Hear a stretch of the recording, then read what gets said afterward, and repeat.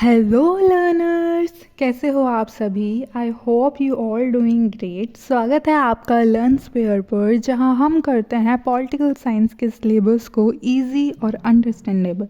आज की वीडियो बहुत इंपॉर्टेंट होने वाली है BA third semester political science के स्टूडेंट्स के लिए, क्योंकि आज की वीडियो में हम कवर करने वाले हैं पॉलिटिकल साइंस के paper political process in India के unit 1 democracy in India trajectory foundation dimension and challenges.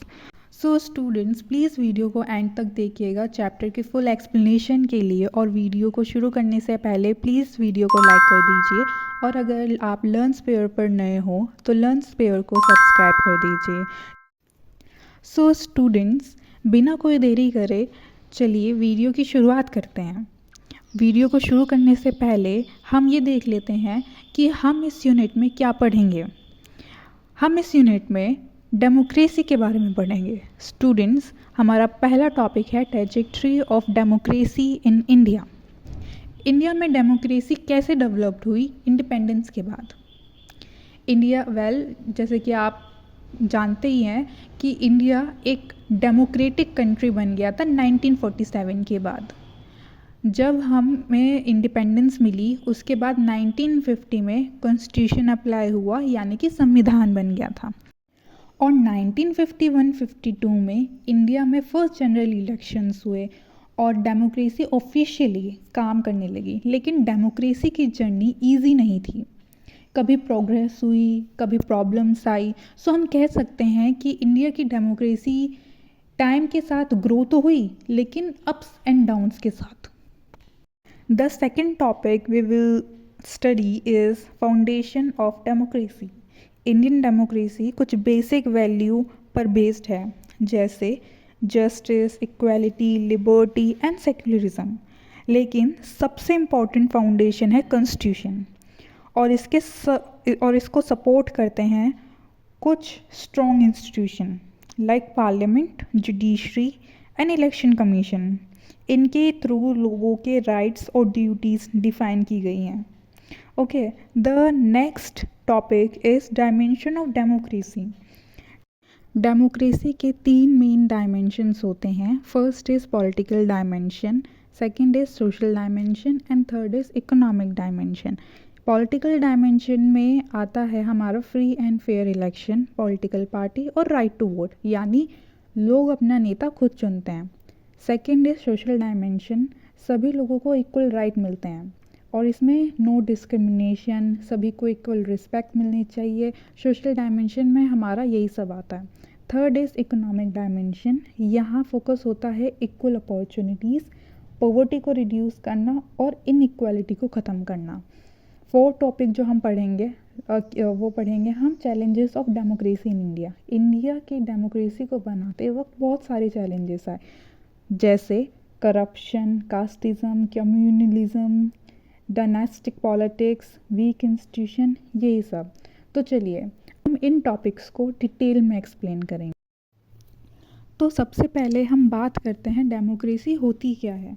Democracy शब्द आया है ग्रीक लैंग्वेज से। डेमोस का मतलब होता है पीपल और क्रेट्स का मतलब होता है पावर, यानी डेमोक्रेसी का सिंपल मीनिंग होता है पावर ऑफ द पीपल। जैसे अब्राहम लिंकन ने कहा था कि democracy is a government of the people, by the people and for the people, यानी जनता का राज जनता के द्वारा और जनता के लिए। इसका मतलब यही है कि डेमोक्रेसी में सबसे बड़ा पावर होता है लोगों के पास। तो चलिए अब बात करते हैं टाइप्स ऑफ डेमोक्रेसी। डेमोक्रेसी के 2 मेन टाइप्स होते हैं, रिप्रेजेंटेटिव डेमोक्रेसी और डायरेक्ट डेमोक्रेसी। रिप्रेजेंटेटिव डेमोक्रेसी ये वो सिस्टम होता है जहां लोग अपने रिप्रेजेंटेटिव चूज़ करते हैं, यानी लीडर जो उनकी तरफ से डिसीज़न लेता है। लोग वोट करते हैं किसी ऐसे पर्सन को जिसको वो ट्रस्ट करते हैं। वही रिप्रेजेंटेटिव पार्लियामेंट या गवर्नमेंट में जाके लॉ बनाता है और डिसीज़न लेता है पब्लिक के बिहाफ पर। जैसे हम इंडिया में वोट करते हैं एमपी और एमएलएस को, और वो हमारी तरफ से काम करते हैं। डायरेक्ट डेमोक्रेसी में इसमें लोग खुद डायरेक्ट डिसीजंस लेते हैं, कोई लीडर या नेता उनके बिहाफ में डिसीजन नहीं करता। ठीक है, यहाँ पर सब लोग वोट करते हैं किसी लॉ या रूल पर डायरेक्टली यस या नो बोलकर।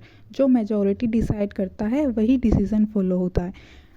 एग्ज़ाम्पल के लिए ये मान लो कि अगर किसी सिटी में नया रूल बनाना हो, ठीक है, तो हर सिटीज़न वोट करेगा यस और नो के बिहाफ में, और जो भी मेजॉरिटी होगी या तो यस की होगी या नो की होगी वही रूल बनेगा। अगर जैसे मान लो कि सभी सिटीज़न ने यस करा है, मेजॉरिटी में जो भी होगा वो अगर रूल बनेगा तो उसी के बिहाफ में बनेगा। तो डिफरेंस सिंपल है। रिप्रेजेंटेटिव डेमोक्रेसी में लोग अपना लीडर खुद चूज़ करते हैं और डायरेक्ट डेमोक्रेसी में लोग खुद डिसीजंस लेते हैं। So students, we have studied two topics, what is democracy and types of democracy. Now we will gonna study principle of democracy. Democracy के 7 important principles हैं। ये बेसिक रूल हैं जो एक सही और स्ट्रॉन्ग डेमोक्रेसी बनाते हैं। The first principle is people have the power. सबसे पहला प्रिंसिपल है जनता के पास पावर होती है, यानी गवर्नमेंट अपनी पावर लोगों से लेती है, लोग वोट करके चूज़ करते हैं। बेसिकली पावर पब्लिक के हाथ में होती है। The second principle is free and fair election. Democracy में इलेक्शन ऑनेस्ट और फेयर होने चाहिए। हर कोई इक्वली वोट कर सकता है, वोटिंग सिस्टम में चीटिंग नहीं होनी चाहिए। The third principal is rule of law. सभी लोगों को कानून का पालन करना ज़रूरी है, चाहे आम आदमी हो या कोई नेता हो। No one is above the law. कोई भी कानून से ऊपर नहीं है। ये हमारा थर्ड प्रिंसिपल है। Fourth principle is rights and freedom. Democracy में लोगों के पास बेसिक राइट होते हैं, जैसे फ्रीडम ऑफ स्पीच, बोलने की आज़ादी, रिलीजन की फ्रीडम और प्राइवेसी का राइट। आप अपनी बात रख सकते हो लेकिन लीगल लिमिट्स के अंदर। The fifth principle is equality for all. यहाँ सभी लोग बराबर हैं। किसी भी इंसान को उसकी जाति, जेंडर या धर्म के बेसिक पर कम नहीं समझा जा सकता। हर कोई इंसान को सेम रिस्पेक्ट मिलनी चाहिए। ये हमारा फिफ्थ प्रिंसिपल है। The sixth principle is majority rule and minority rights. Democracy में मेजॉरिटी का डिसीजन मान्य होता है, लेकिन माइनॉरिटीज़ के राइट भी प्रोटेक्ट किए जाते हैं। जो मेजॉरिटी चाहती है वो इम्पॉर्टेंट तो है, लेकिन छोटे ग्रुप्स को भी इग्नोर नहीं करा जा सकता। Seventh and the last principle is accountability and transparency. Democratic leaders को अपने एक्शंस एक्सप्लेन करने होते हैं। पब्लिक को ये राइट है कि वो जाने कि सरकार क्या कर रही है। गवर्नमेंट का काम ट्रांसपेरेंट होना चाहिए, हिडन नहीं। तो ये था डेमोक्रेसी के 7 प्रिंसिपल जो इंश्योर करते हैं कि पावर लोगों के हाथ में हो, सब इक्वल हो और सरकार अकाउंटेबल हो। सो स्टूडेंट्स, अभी हमने इस चैप्टर का बेसिक फाउंडेशन पढ़ा, तो चलिए अब हम इस चैप्टर का एक इम्पॉर्टेंट टॉपिक डिस्कस करते हैं जिसके पेपर में आने के भी बहुत ज़्यादा चांसेस रहते हैं। That is trajectory of democracy in India. तो अब हम बात करते हैं इंडिया में डेमोक्रेसी का डेवलपमेंट कैसे हुआ, यानी उसकी ट्रेजेक्ट्री। ये हम 6 इम्पॉर्टेंट फ्रेजेस में समझेंगे। First is independence and the birth of democracy 1947-1950। 1947 में इंडिया को ब्रिटिश रूल से इंडिपेंडेंस मिली। एक कॉन्स्टिट्यूशनल असेंबली बनी जिसमें कॉन्स्टिट्यूशन ड्राफ्ट किया गया। 26 जनवरी 1950 को संविधान लागू हुआ और इंडिया बना एक sovereign socialist secular democratic Republic country. सभी अडल्ट्स को वोट करने का राइट मिला, जिसे कहते हैं यूनिवर्सल अडल्ट फ्रेंचाइज। ये एक बहुत बड़ा स्टेप था नए इंडिया के लिए। सेकेंड फ्रेज है फर्स्ट जनरल इलेक्शन 1951-52। पहला इलेक्शंस 1951-52 में हुए। नए कॉन्स्टिट्यूशन के अंडर इंडिया एक पुअर और इलिटरेट कंट्री था, फिर भी ये डेमोक्रेटिक एक्सपेरिमेंट सक्सेसफुल रहा और इंडिया बन गया world largest democracy. The third phrase is institutional development 1950s-1970s।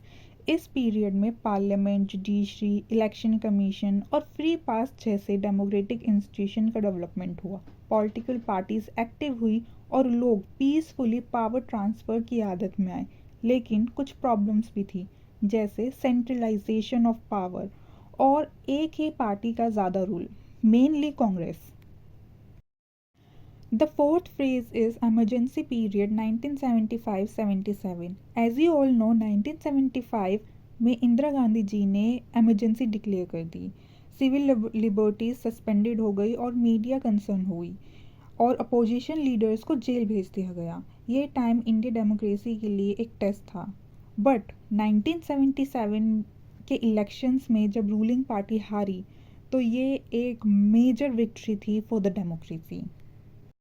The fifth phase was decentralization and grassroots democracy 1992. 73rd Amendment and 74th Constitutional Amendment के थ्रू पंचायती राज और अर्बन लोकल बॉडीज़ को constitutional status मिला। इसे democracy local level तक पहुंचाई गई और ज़्यादा लोग इंक्लूड होने लगे। महिला और बैकवर्ड क्लासेस को लोकल बॉडीज़ में रिजर्वेशन मिला, जिससे सोशल जस्टिस स्ट्रॉन्ग हुआ। The sixth and the last phase is contemporary phase. आज भी इंडियन डेमोक्रेसी में रेगुलर इलेक्शंस होते हैं, नेशनल, स्टेट और लोकल लेवल पर। वोटर्स टर्नआउट बढ़ा रहे हैं और लोगों में अवेयरनेस भी ग्रो हो रही है। लेकिन कुछ सीरियस चैलेंजेस भी हैं, जैसे पैसे और मसल पावर का मिसयूज़ होना इलेक्शंस में, फेक न्यूज़ और मिस इन्फॉर्मेशन फैलाना, इंस्टीट्यूशन का वीक होना, आइडेंटिटी बेस्ड पॉलिटिक्स और सामाजिक डिवीजन। तो स्टूडेंट्स, ये थी इंडियन डेमोक्रेसी की जर्नी, जिसमें अप्स और डाउन्स दोनों रहे, लेकिन लोगों के ट्रस्ट और पार्टिसिपेशन ने इसे स्ट्रॉन्ग बनाया। तो लर्नर्स, इस वीडियो में हमने समझा कि इंडिया में डेमोक्रेसी कैसे डेवलप्ड हुई, यानी trajectory of democracy from independence to today's democratic journey. आपको क्लियर आइडिया मिल गया होगा कि किस तारीख से हमारा लोकतंत्र टाइम के साथ ग्रो हुआ और किन किन इम्पॉर्टेंट फेजेस से गुजरा। अगली वीडियो में हम पढ़ेंगे foundation of democracy, dimension of democracy and challenges of democracy. ये होगा पार्ट 2, तो उसे मिस करना मत भूलिएगा। अगर वीडियो पसंद आई तो लाइक करना ना भूलिए, शेयर करें अपने क्लासमेट्स के साथ और सब्सक्राइब करें लर्न स्क्वायर को, जहां पॉलिटिकल साइंस को बनाते हैं इजी और अंडरस्टैंडेबल। मिलते हैं नेक्स्ट वीडियो में, तब तक के लिए keep learning, keep growing. Thank you.